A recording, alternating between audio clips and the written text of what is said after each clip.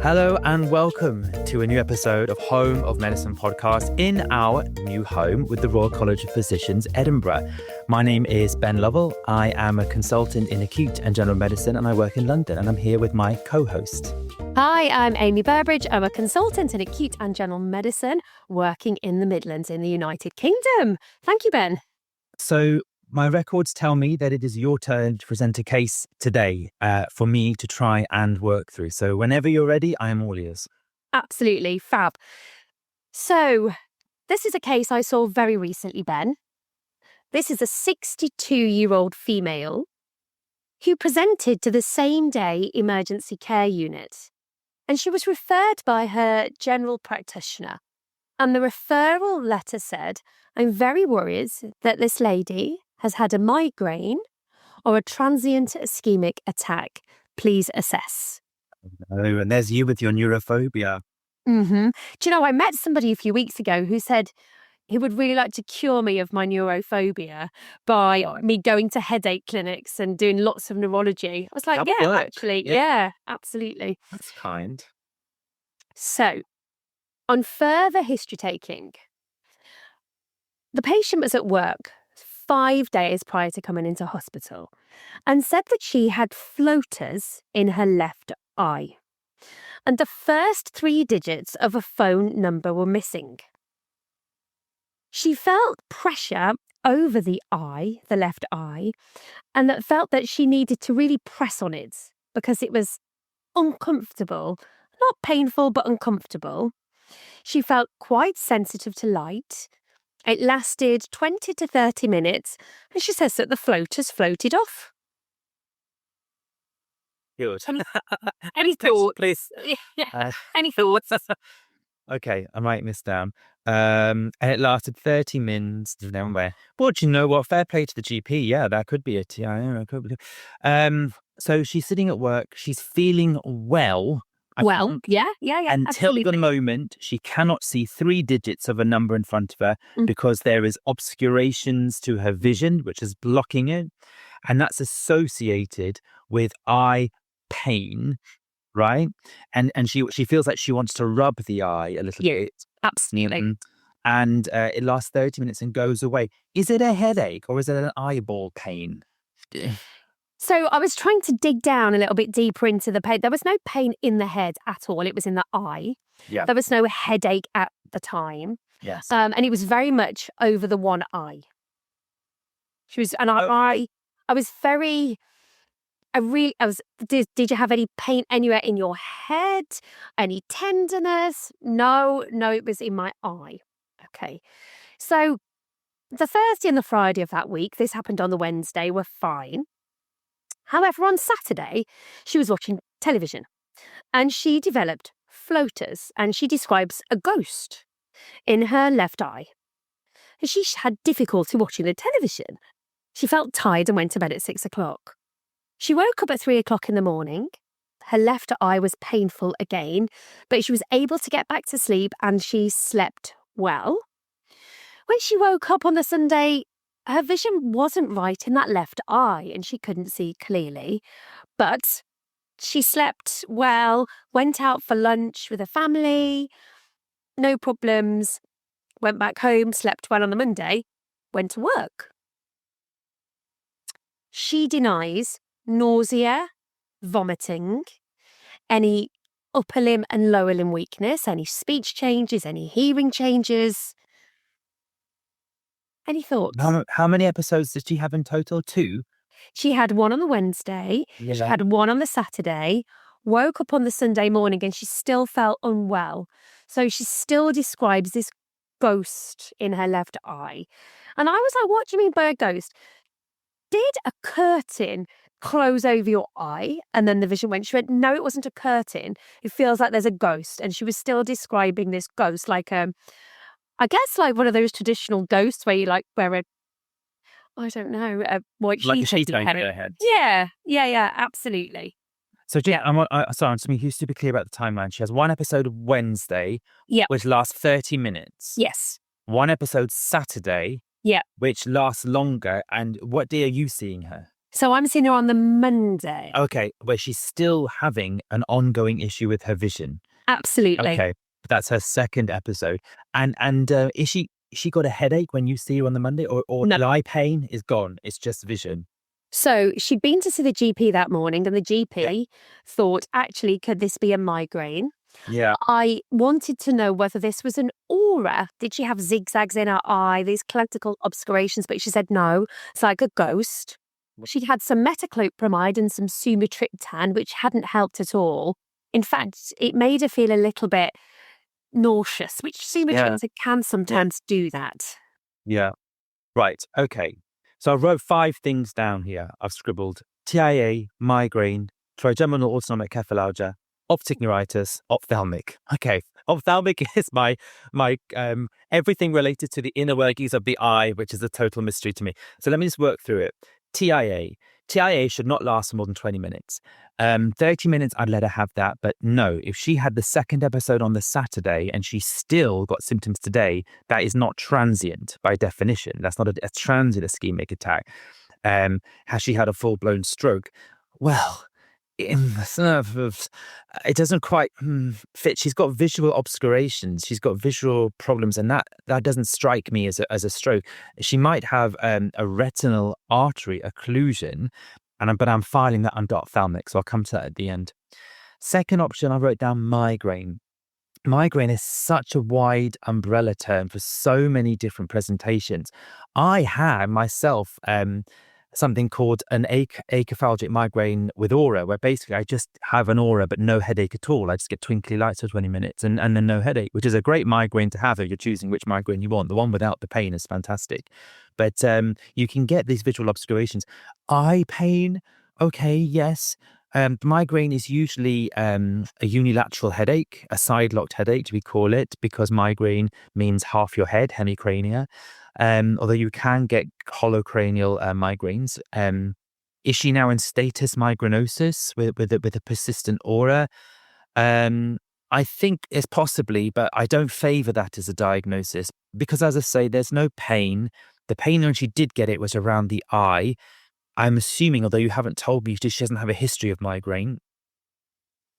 There is no history of migraine at all. Okay. She is diabetic, type 2 diabetic. Okay. She's 62, so a de novo presentation of a primary headache disorder is unusual in people over the age of 60. So I would be a little less keen about labeling this migraine.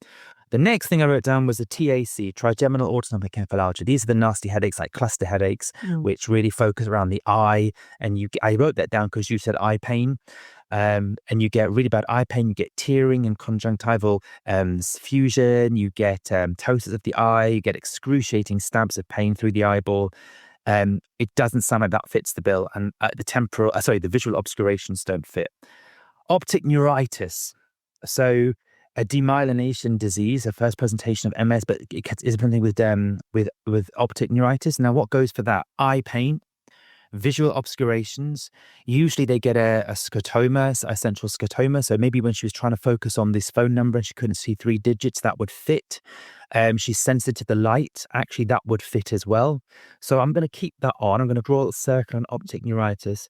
And the last thing I wrote down was ophthalmic ? And I'm afraid this is terror incognita for me, with the emphasis on the word terror. A vitreal hemorrhage, a retinal detachment, a retinal artery occlusion, a retinal vein occlusion, which is causing pain and visual problems to the eye. I'm going to have to dust off the old ophthalmoscope, aren't I, and wave it around, pretend I know how to use it. But I might actually have to summon a very clever ophthalmologist to help me out with that diagnosis. Now, you asked me, what am I thinking? And that was what I was thinking. Those five things.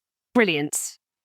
So, not too dissimilar to me, actually. We often do think along the same lines, so that's reassuring. So, further history, as I've said, she denied facial weakness, facial numbness, changes in speech, hearing. She had no pins and needles, and she was able to walk throughout. There was no confusion.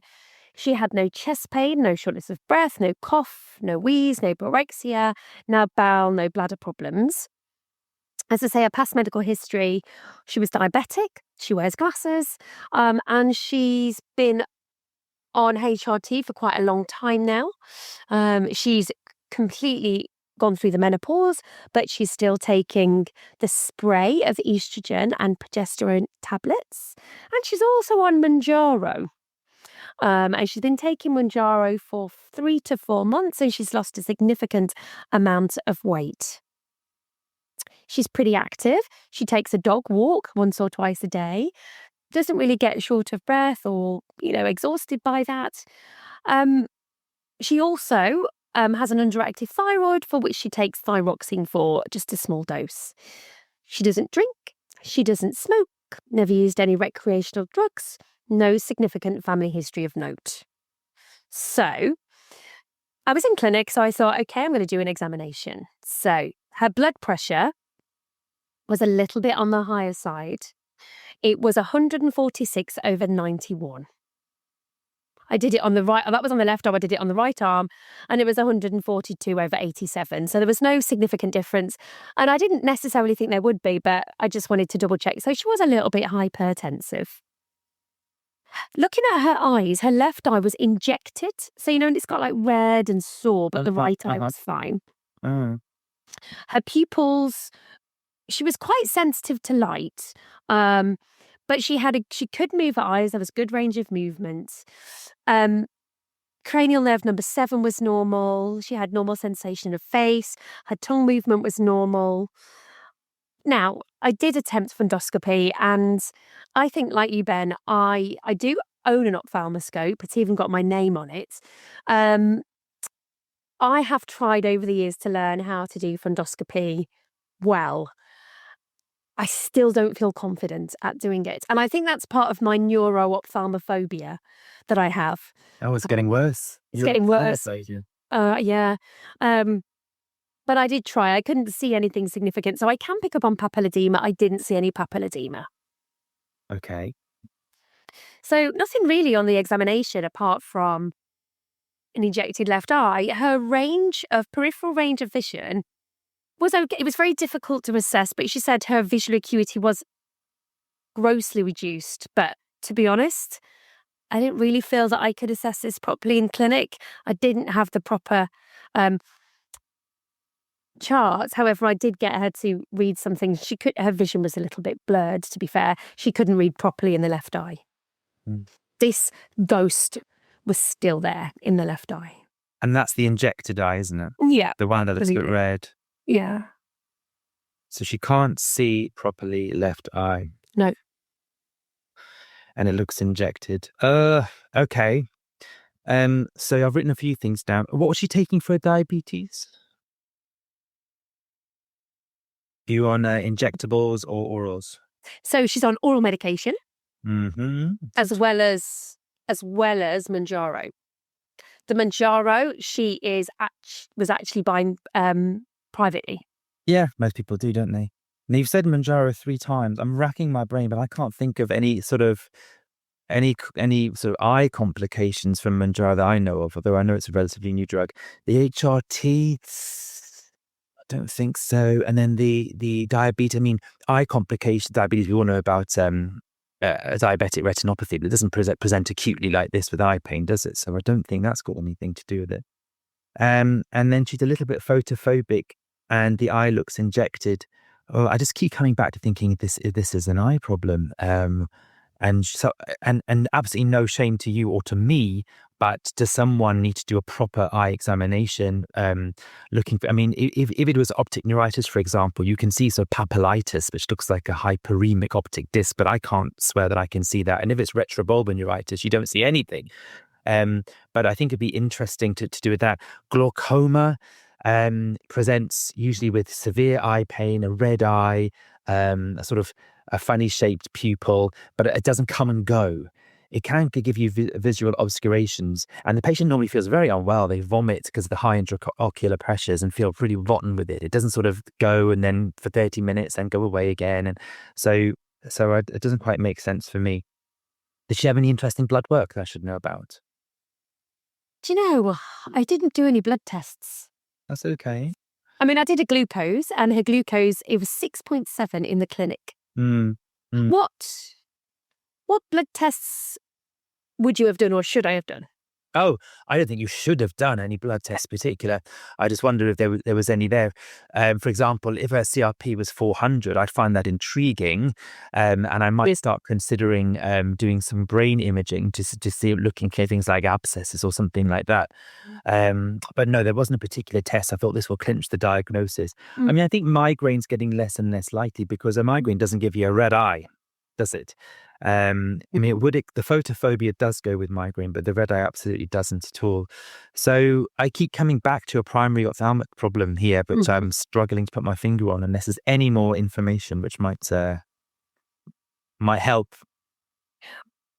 This is a situation I was in. So I was in clinic, and I had this patient in front of me, 62-year-old, diabetic, HRT, wears glasses, didn't have the typical migrainous symptoms with the obscurations. It was more like the ghost, and she describes it as a ghost, like this floating ghost in her left eye that, to be honest, since the Saturday, Sunday hadn't really gone. So although it had been there on the Wednesday and it hadn't gone, and some eye pain. And I was stumped. I didn't know what to do. I was with this patient for a very long time. It must have been over an hour. Sometimes you get really into things. And so I examined her, couldn't really find anything. And then I don't know where, somewhere in the back of my brain came a diagnosis. I was like, oh, right. Could it be this? And like you at this point, I thought, it doesn't sound really migrainous to me. It could be migrainous though, however. It didn't really sound it. Could this be cluster headaches? Doesn't sound like it. And actually what I said to the patient was, whenever I have a patient who presents with eye pain or headache or visual disturbances, the first thing I need to do is rule out the serious causes. So is this a brain bleed? Is this a tumour? So I don't think that's likely. I didn't do a CT head. Maybe I should have done. Then I think about, is this a migraine? Is it a cluster headache? Is it tension headache? That sort of thing. And it didn't really fit any of those things. So I got to the last point that you did. This is our eye. These are our eyes. What is going on in the eyes? So I thought, could this be retinal detachment? Mm-hmm. And I can't diagnose retinal detachment because Me neither. of my severe neurophobia and neuroophthalmophobia. But I can think about it. And somewhere in the depths of my brain came floaters in retinal detachment. And patients with retinal detachment can have loss of vision, but also they can have these floaters. They can have loss of the peripheral visual field, which she did have.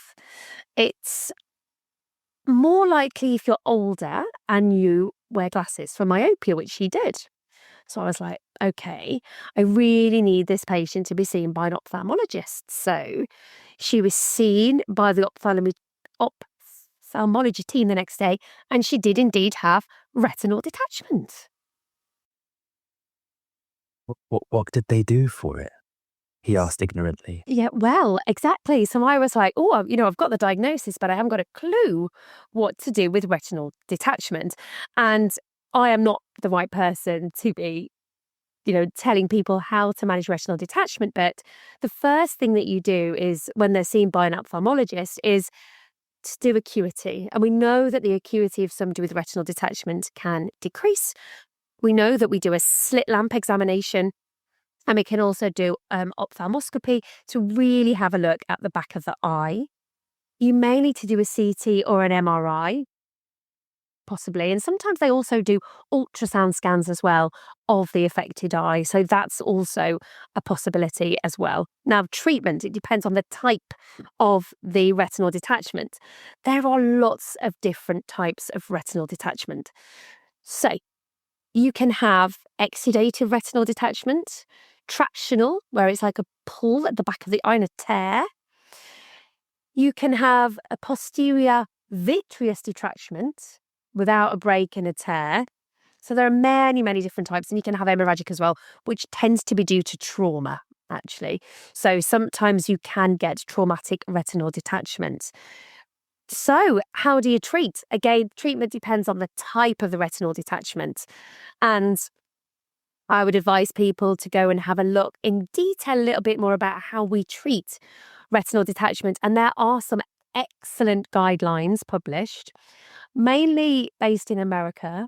But the American Academy of Ophthalmology do have some very good guidelines on how to manage retinal detachment. But in short, sometimes you watch and wait. So sometimes you don't actually need to do any treatment. Sometimes you may have to do some laser surgery at the back of the eye, and it's called laser retinopexy.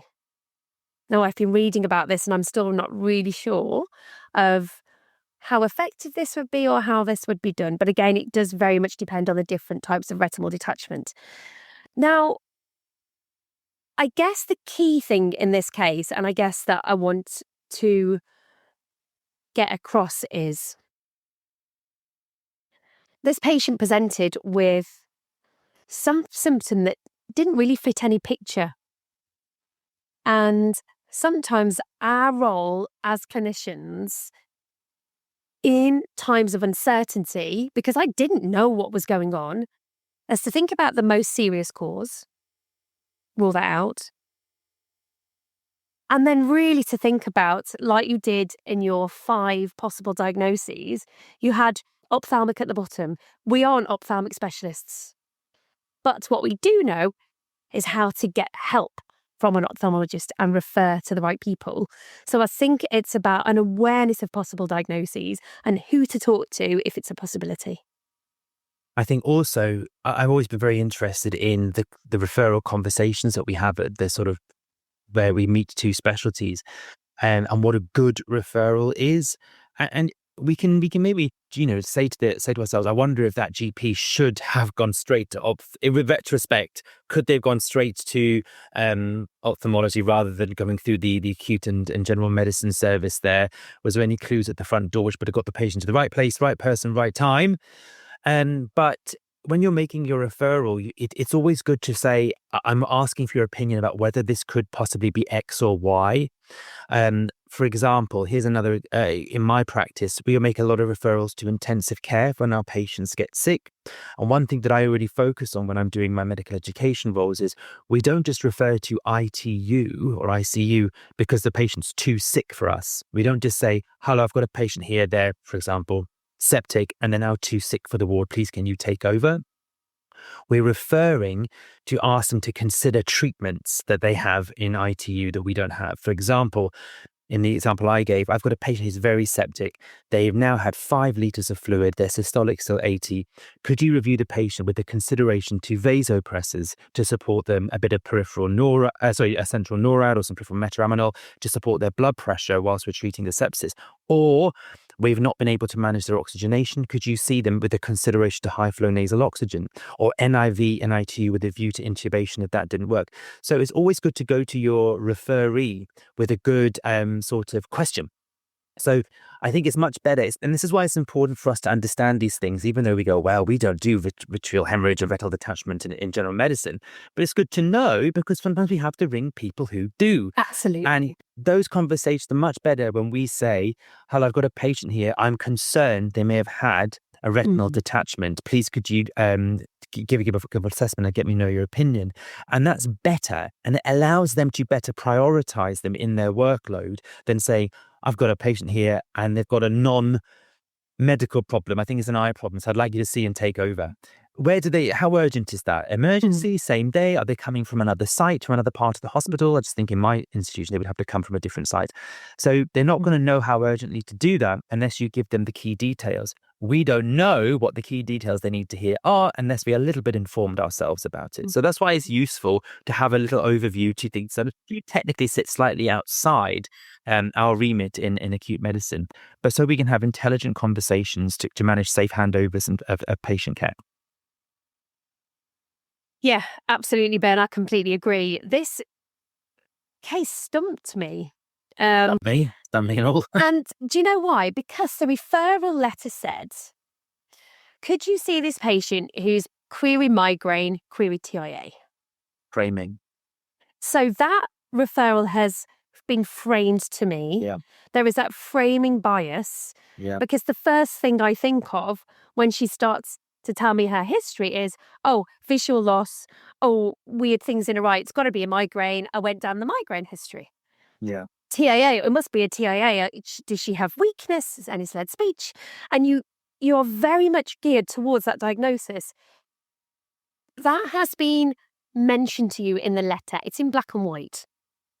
And if another clinician's thought it, then it must be correct. And that's that diagnostic momentum when a diagnosis is made and it's made again and it's made again, and we don't challenge that diagnosis. And I'm not saying that we should challenge the diagnosis every time, but what I'm saying is never underestimate the importance of that history. And when I was taking the history of this patient, I thought, this does not sound like a migraine. With the ghost was just unusual in the floaters. And I was like, this doesn't fit. And the lack of the headache as well. Yes, you can get migraines without the headache, but I don't know, for me, it just didn't quite fit. So there was some framing bias. There was some diagnostic momentum there. Certainly. And I think as clinicians, we have to be aware of that. Because I was very aware that I saw that and went, oh, it must be migraine or a TIA. Clocked myself and went, now I need to think of other things. So This happened to me very recently, a couple of weeks ago, and I'm not going to give the details because it's a future podcast episode. But a patient was presented to me as this patient's either going to have option diagnosis A or diagnosis B, but they need this test so we work out which one it is. Turns out they're diagnosis C, and it caught me out. But when it gets parceled up and presented to you as this is one or two things, and your job is to work out which it is, you have it's difficult, as you say, the momentum not to go, hang on, let's go back to basics. What else could it be? Because A, don't have the time. B, we trust our colleagues. And if someone we respect has narrowed it down to two things, we say, brilliant, they've done a lot of the thinking for me here. I'm on the home stretch for this diagnosis.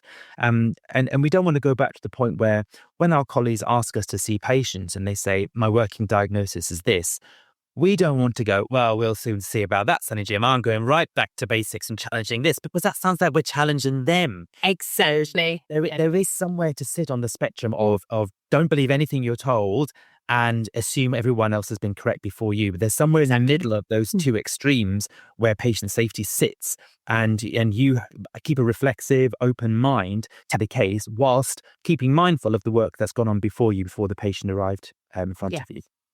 Absolutely. And, I've been thinking about this practically. If the letter said to me, dear doctor, please see this patient, and there was nothing. Yeah. How would that feel? Or instead of giving a diagnosis to us, should we ask for symptoms? So please see this patient who has a ghost in a left eye, instead of please see this patient who has a migraine. How should we word our referrals? Mm. Any thoughts?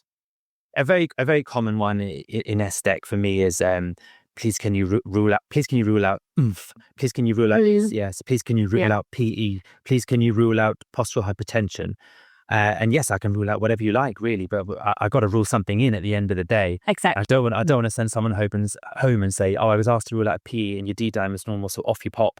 Or why have I got pleuritic chest pain, breathlessness there? So yeah, there is something to be said about presenting a symptom and asking for a thought. However, the referrers, they really can't win, because when they do that, we often have a bit of a moan and say, oh, for goodness sake, it's clearly this, isn't it? Why have they asked me to work them up from scratch?